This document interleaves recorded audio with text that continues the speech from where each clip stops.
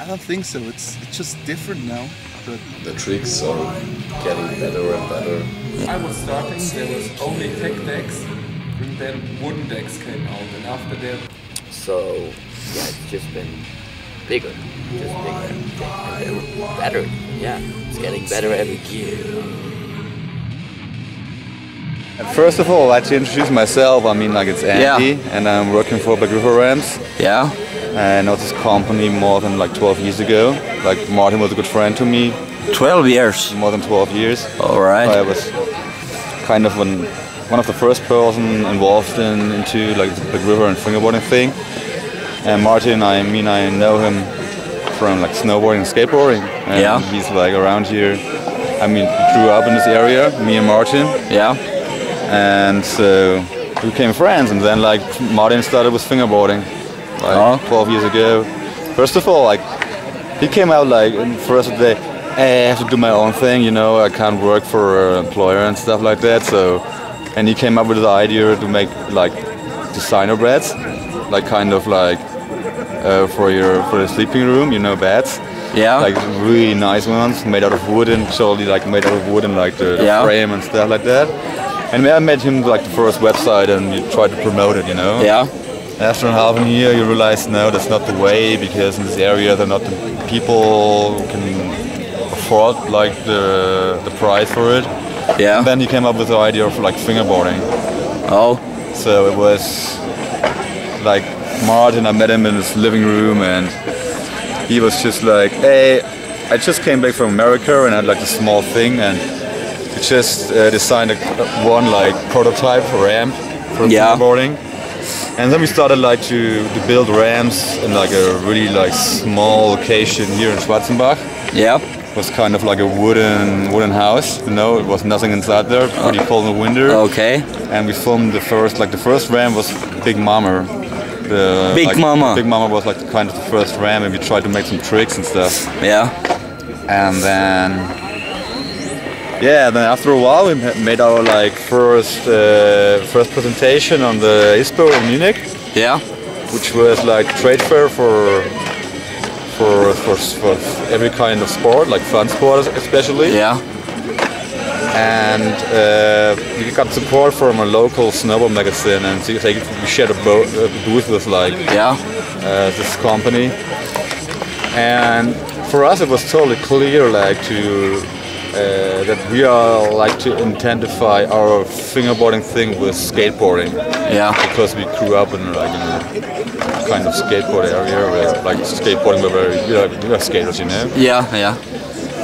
And then everybody that was like on the trade fair and like all the skateboard friends around there, you know, like Edneys and Carhartt and stuff like that, and they're like just smiling on us like, what the fuck you doing with fingerboarding? It's like kind of a kid thing, you're like childish. Yeah, yeah.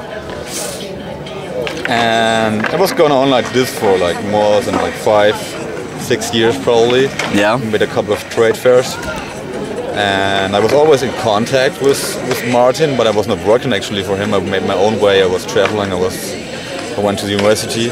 Oh. And he was not able like to afford me, like to pay me for work. He was just on his own, and I gave him support. Yeah. That's all I did at this time. Then like for 2 years ago, I finished university and I went traveling for 1 year. And Martin gave me a call like, "Hey Andy, like it's time. Like you need like fingerboarding probably it's growing and." Now I can afford you, and we should like talk about and stuff like that. And I said, okay, like fingerboarding, I know that shit, man. And let's work for this company, man. And that was like 12 years Actually, ago. I was the first pro rider for blackriver. I know that. I know. The viewers don't know. Yeah. Because you're not in the. This time I was like doing tricks, kind of like I made ollies. Yeah. I made like kind of in the quarter like blunt to flip off. Yeah. At this time, like just to make grinds, it was amazing. Yeah. It wasn't like the super technical thing. Yeah. Right now, like I had to learn a lot of like after that time, I was like Martin showed me the videos and like from riders all over the world. I'm like, man, this is fucking technical. Yeah. I mean, I can't right now. I can do like tree flips and stuff like that. Yeah. But this time, like to make a board slide and Smith grinds and flip was amazing, man. Yeah, that was the. And there was not like this kind of like a competition like with Game of Skate. It was just like doing fingerboarding. Yeah. You know? no competition. No, I mean competition like this kind we do have here, like in a friendly way. I'm fucking stoked. Has it grown very fast? Not fast. Not fast. It was But like fast. so. It was like growing at the first time. It was growing pretty low. Like it was growing steadily for sure. Like Yeah. but there was like a long time after like the seeds we sent out was like growing, you know, like flowering, you know. Yeah. And because it's like how to explain that. I mean, fingerboarding is like just a thing you have to see before you can talk about it, and you have to feel it. Yeah. And this is what you have to promote. Yeah. If you just like see fingerboarding, you think like, man, I don't know what it is. Yeah. But after you have tried it and maybe you like have made your first trick, Yeah. say like, oh man, it's like it feels almost the same like skateboarding. Yeah. That's it. Yeah. I mean, like it's you can find.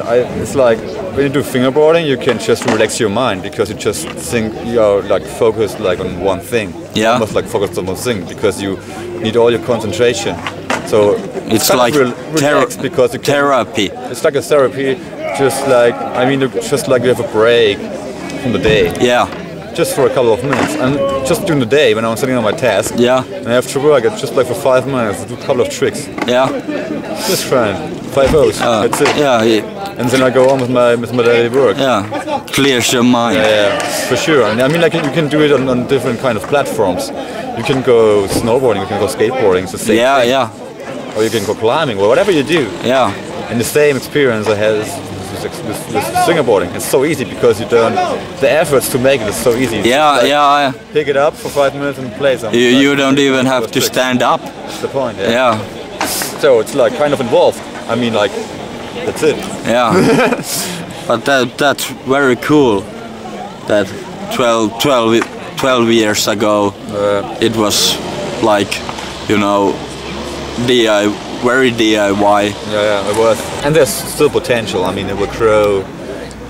I think it's like the way it grows is like in a pretty healthy way. Yeah. Because it grows not just super fast. Yeah. That's the point. That's the point. Yeah. That fingerboarding is in the hands of fingerboarders. Yeah. That's important, right? Yeah.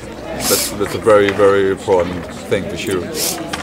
But it's like in every, I have to say it again because I made this experience in every kind like of activity I did before and I still do, like snowboarding and climbing is a very important part of mine. Yeah. And if like people like doing like the business as well, Yeah. and they are like fingerboarders or like enthusiasts to do something, Yeah. it always grows like in a really pretty healthy way, you know, like in a stable way. Yeah. And on a like pretty honest way. Yeah. And if people start like from just to make money out of it without of awareness for the scene, you know, Yeah. then it's gonna be a big mess. Yeah. Mess, you know. Fast fingers. It takes a lot of work. Yeah.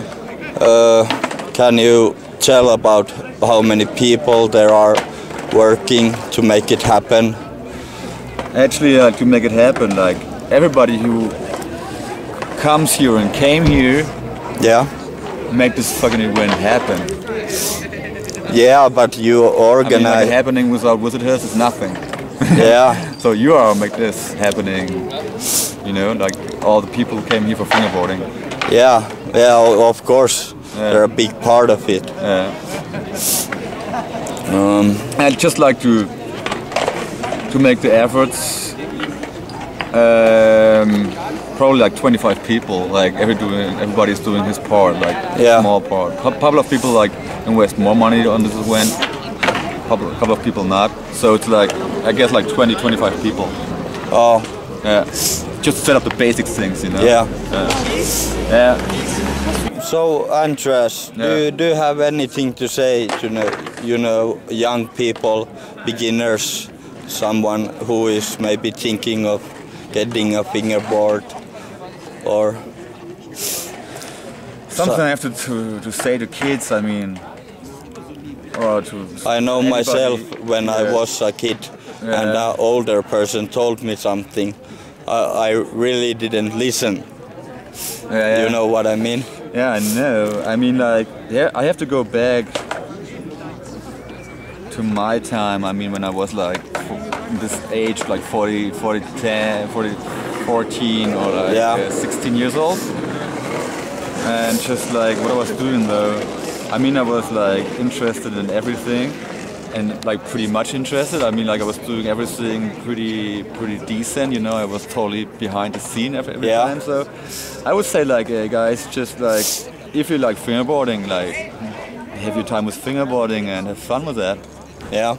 And try like to keep it on and have fun and talk to people about, meet people, make a community. Just live your life and enjoy. Yeah.